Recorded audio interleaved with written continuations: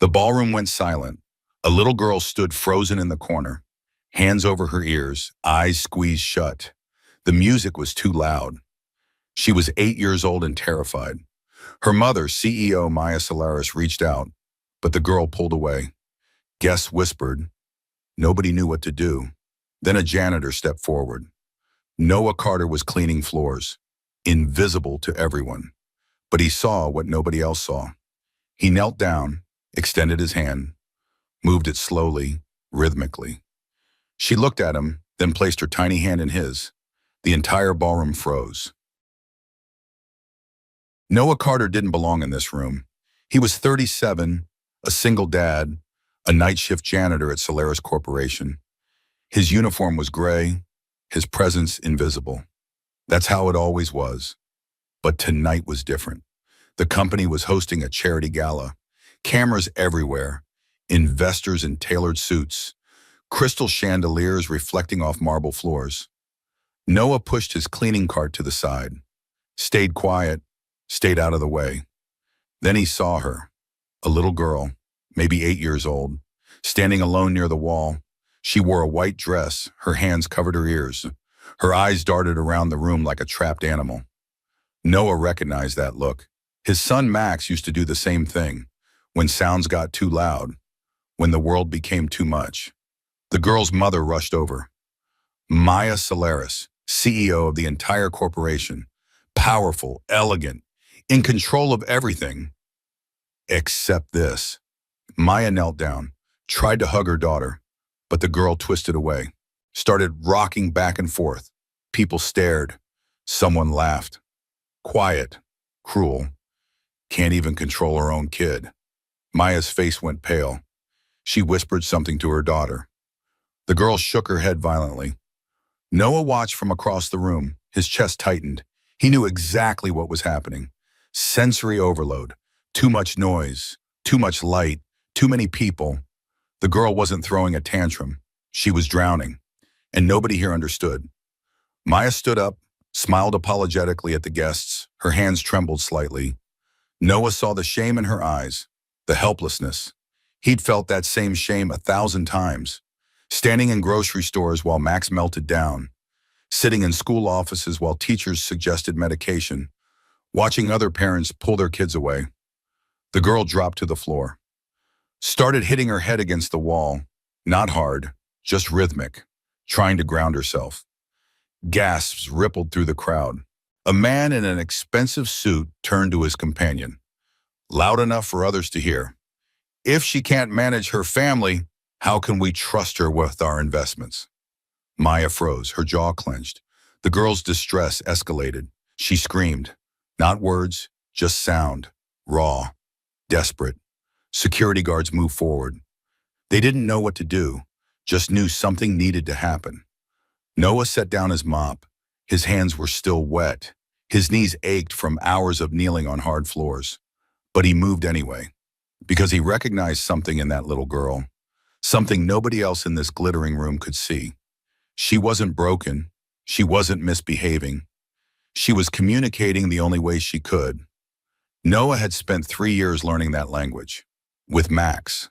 Through tears and frustration and hundreds of failed attempts, he learned to watch hands instead of faces, to listen to breathing instead of words, to move slowly, to match rhythms instead of forcing his own. The girl's name was Ari. He'd heard Maya say it earlier. Ari was stuck in a cycle now, panicking, feeding her own fear, and everyone was making it worse, crowding closer, talking louder, trying to fix something they didn't understand. Noah took a breath. Then he stepped forward, into the light, into a world that usually pretended he didn't exist. He had no authority here, no credentials, no right to intervene, just experience and empathy, and the certainty that if nobody helped this child right now, she'd remember this moment forever. As the night the world proved it had no place for her, Noah couldn't let that happen. The music got louder. Someone had requested a faster song. The DJ obliged. Bass pounded through the speakers. Ari's hands flew back to her ears. She dropped to her knees. Maya reached for her again. "Sweetheart, please." But Ari couldn't hear her. couldn't process anything beyond the overwhelming assault of sensation. The lights started flashing, part of the show, synchronized to the beat. Ari screamed louder. People backed away, created a circle around her like she was contaminated. A woman in diamonds whispered to her husband, "Why would she bring her here?" Another voice, clearly not equipped for public events. Maya's face burned. She'd worked so hard to keep Ari's diagnosis private, to protect her daughter from judgment. But now everyone knew, everyone saw, and they were blaming her for being a bad mother, for not fixing her child. The investor who'd spoken earlier stepped closer. Richard Morrison, gray hair, cold eyes. He looked at Maya with open disdain. "Sis, Solaris, if you cannot manage your personal life, perhaps the board should reconsider your position." Maya stood up slowly, her hands shook. She wanted to scream at him, to tell him he had no idea what her life was like, no idea how hard she fought every single day. But she couldn't, not here, not in front of cameras. So she just stood there, silent, humiliated. Ari collapsed completely, curled into a ball on the floor, sobbing. Security moved in. One guard reached for her. "No." Maya stepped between them. "Don't touch her." But she didn't know what else to do. Ari wouldn't let Maya touch her either, not when she was like this. Noah was 10 feet away now, watching, calculating. He saw the patterns, the same ones Max used to show. Ari was rocking, left to right, consistent rhythm. That was her trying to self-regulate. Her feet were tapping, fast, frantic. She needed movement, needed to discharge the overwhelming energy. Her eyes kept darting to the corner. The darkest spot in the room. She was looking for escape, for safety. Noah understood all of it. He turned off his floor buffer. The sudden absence of that mechanical hum created a pocket of quiet. Then he walked forward, slowly, not directly toward Ari. That would be threatening. Instead, he moved to the side, into her peripheral vision, where she could see him without feeling cornered. He sat down on the floor, cross-legged, lower than her, non-threatening. People stared at him. A janitor, sitting on the pristine marble floor in the middle of a gala.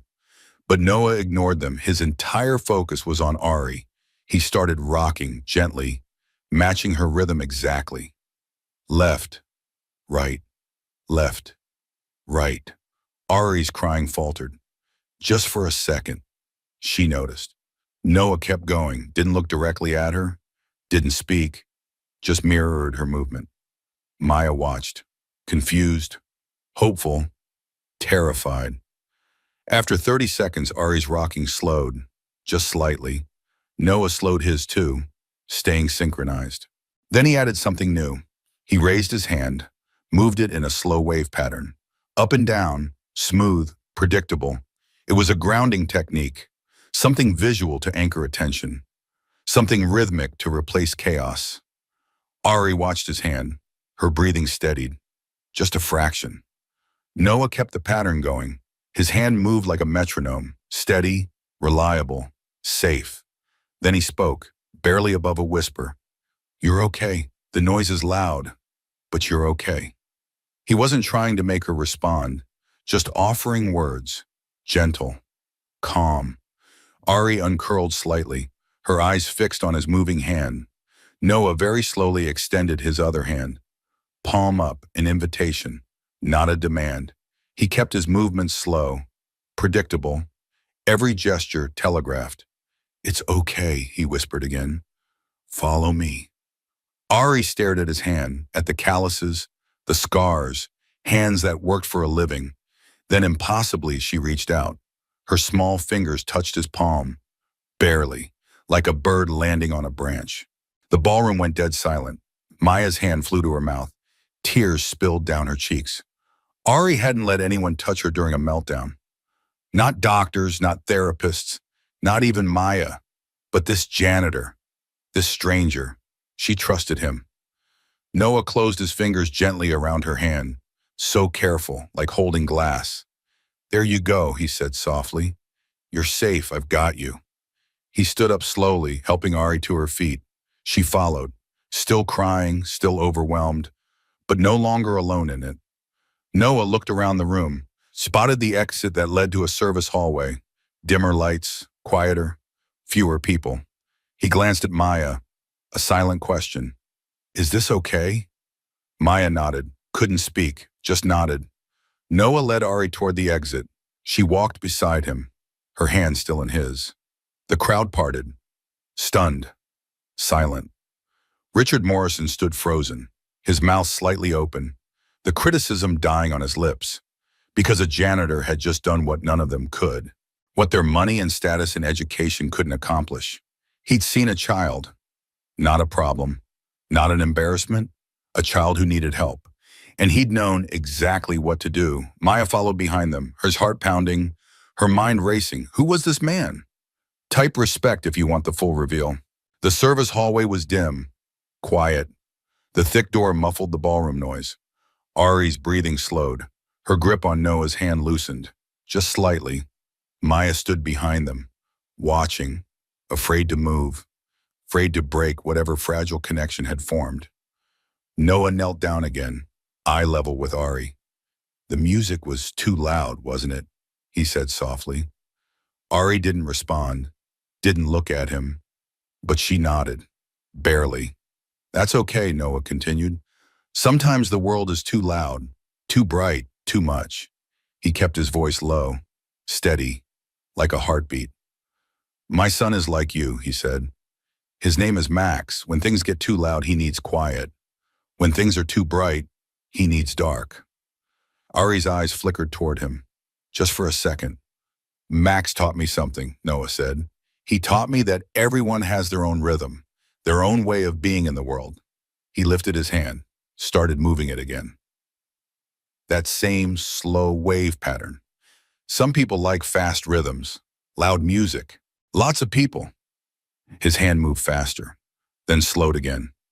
But some people need slower rhythms, gentler sounds, smaller spaces. Ari watched his hand. Her own fingers started to move, mimicking his pattern. Noah smiled. That's it. You've got your own rhythm, and it's perfect. Maya pressed her hand to her chest.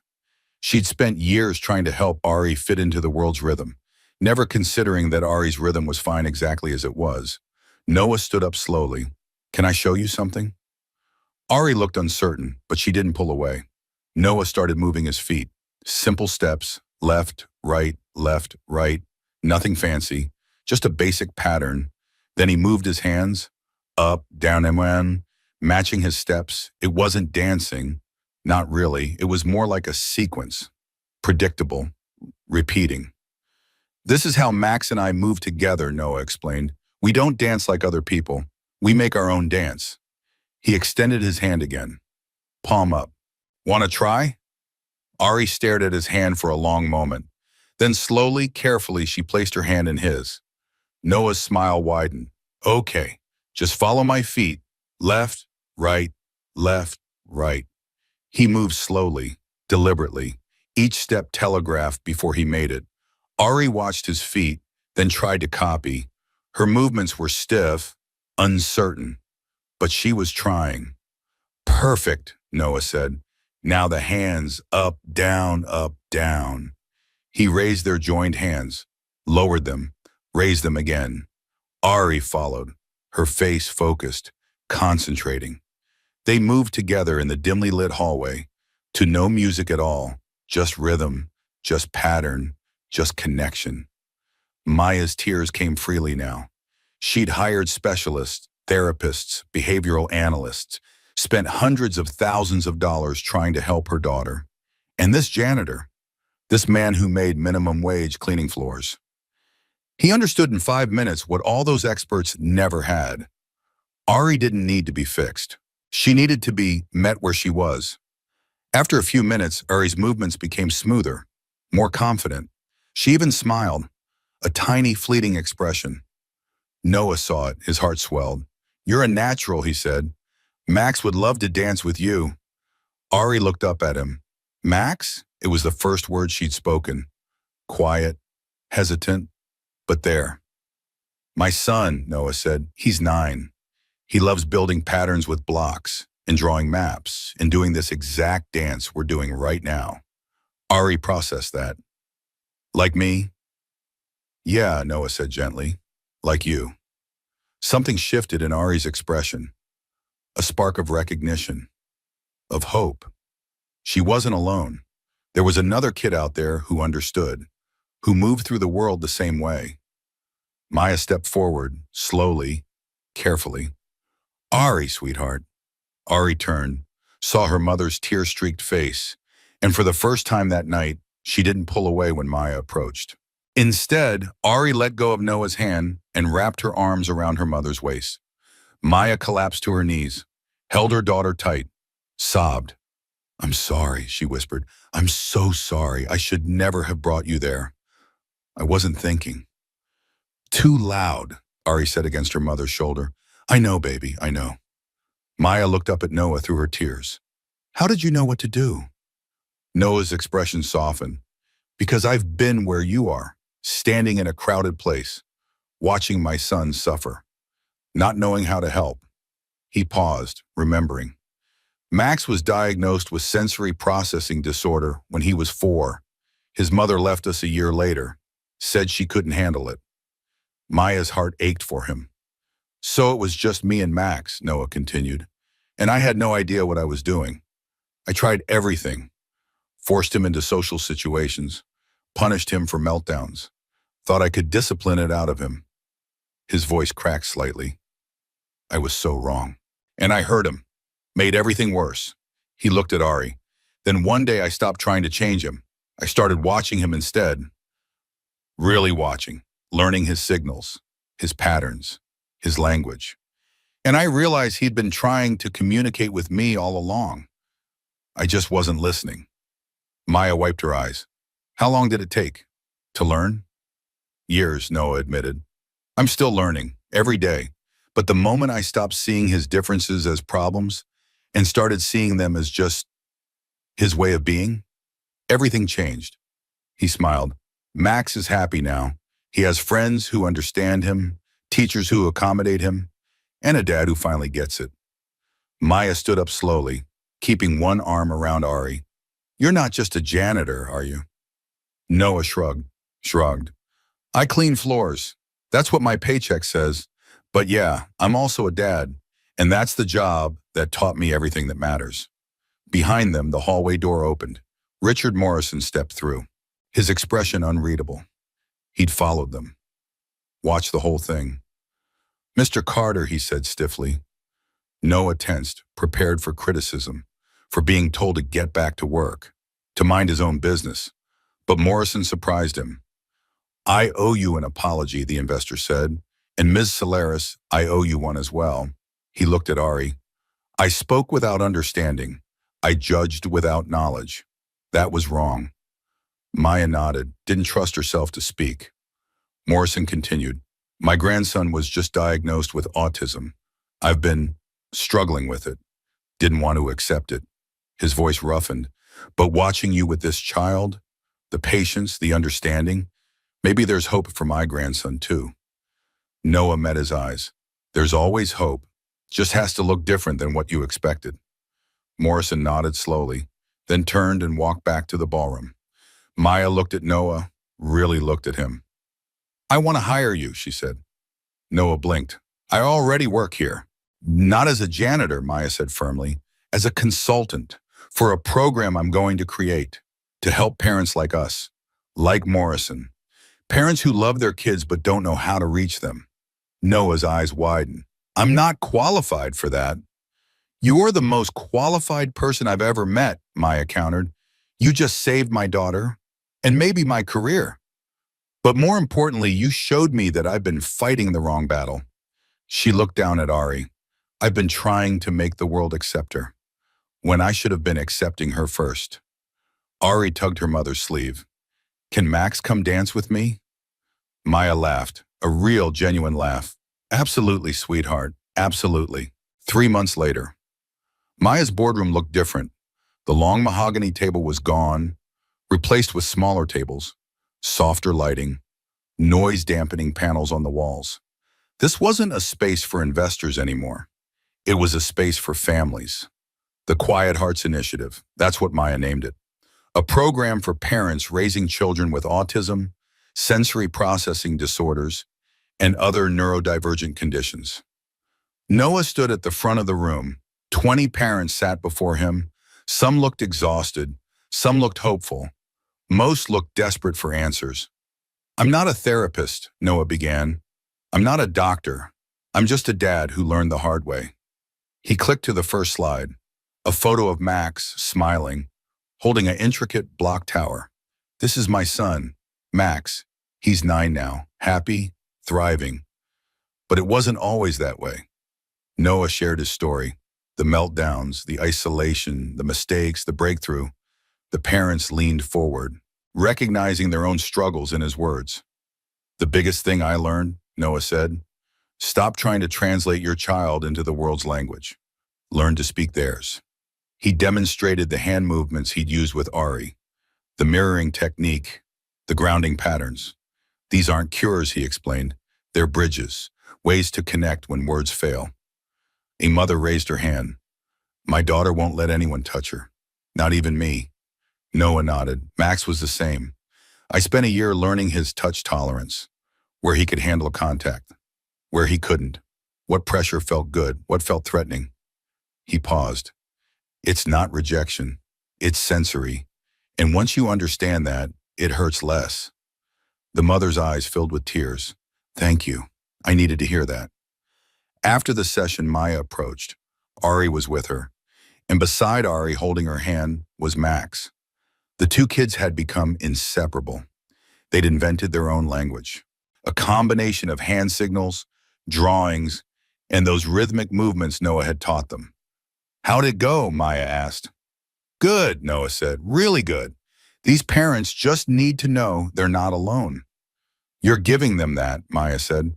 "And more." She handed him a folder. "Our first partnership offer. Seattle Children's Hospital wants to implement Quiet Hearts in their neurodevelopmental clinic." Noah stared at the papers. "Seriously?" "Seriously. We've had 17 organizations reach out since the video went viral." The video. Someone at the gala had recorded the moment Noah helped Ari, posted it online. It had 30 million views now, comments flooded with similar stories. Parents thanking him, teachers sharing the techniques with students, therapists incorporating his methods into practice. "This is bigger than I ever imagined," Noah admitted. Maya smiled. "You started a movement by just being a good dad." Ari tugged Noah's sleeve. "Dance?" Noah grinned. "Always," Max joined in. The three of them moved together, that same simple pattern. Left, right, up, down. Maya pulled out her phone, captured the moment. Not for social media, just for herself. This was her family now. Not traditional, not what she'd planned, but perfect. Her daughter was happy, connected, growing. And Maya had learned something crucial. Success wasn't just about quarterly earnings and market shares. It was about this, watching your child feel safe, seen, understood. The penthouse she'd bought felt empty most nights, but Noah's small apartment, filled with Max's drawings and Ari's growing collection of visual communication cards, that felt like home. 1 year later, the Quiet Hearts Initiative had expanded to 14 cities, helped over 3,000 families. Noah's favorite moment was still the smallest ones, like now, watching Max and Ari perform at the national conference. 500 people filled the auditorium. Parents, educators, therapists. The stage was dimmed, soft blue lighting, no loud music. Max and Ari walked out hand in hand. Both wore noise-canceling headphones. They didn't speak, didn't need to. They began their dance, the one Noah created in a hallway during a crisis, hands creating patterns in the air, feet stepping in rhythm. It wasn't traditional dance, but it was beautiful. The audience watched in silence. Many crying, they understood. They'd lived the struggle to connect with their children. And here were two kids building a bridge, showing it was possible. When they finished, gentle applause filled the room. Maya stood backstage, Noah beside her. "A janitor saved my company's reputation," she whispered. Noah smiled. "I just mopped floors." "You saved my daughter's world," Maya continued. You saved me. She took his hand. Natural after a year together. Somewhere between parent meetings and watching their kids bloom, they'd become something more. Partners. A year ago, I was invisible, Noah said. Nobody saw me. And now? Now I have purpose. A chance to help kids like Max and Ari everywhere. He looked at her. But the best part, I'm not invisible to you. Maya squeezed his hand. You never were. From the moment you helped my daughter, I saw you. Ari ran to them, Max following. We did it, Ari signed. Her verbal speech was improving, but she preferred signing for big emotions. You were perfect, Maya signed back. Max tugged Noah's sleeve. Dad, more families want to learn our dance. Then we'll teach them, Noah said, as many as want to learn. Because that's what this was about. Not programs or viral videos. It was about children who experienced the world differently, and people willing to step into their world instead of forcing them into ours. Noah looked at his growing family, the life he never expected. A year ago, he cleaned ballroom floors, invisible to everyone. Now he stood on stages, taught workshops, changed lives. But the real change wasn't his career. It was watching Ari laugh with Max, watching Maya breathe, watching families find hope. It was knowing one moment of compassion created ripples that never stopped spreading. Ari took Noah's hand. Dance again? Noah grinned. Always. The four of them moved together, their rhythm, their language, their family. Sometimes the smallest gesture creates the biggest change. Sometimes connection is the only cure we need. And sometimes the person everyone overlooks sees more clearly than anyone else. Children don't need someone to teach them how to fit in. They need someone willing to step into their rhythm and dance. Subscribe if you believe connection is the language that heals.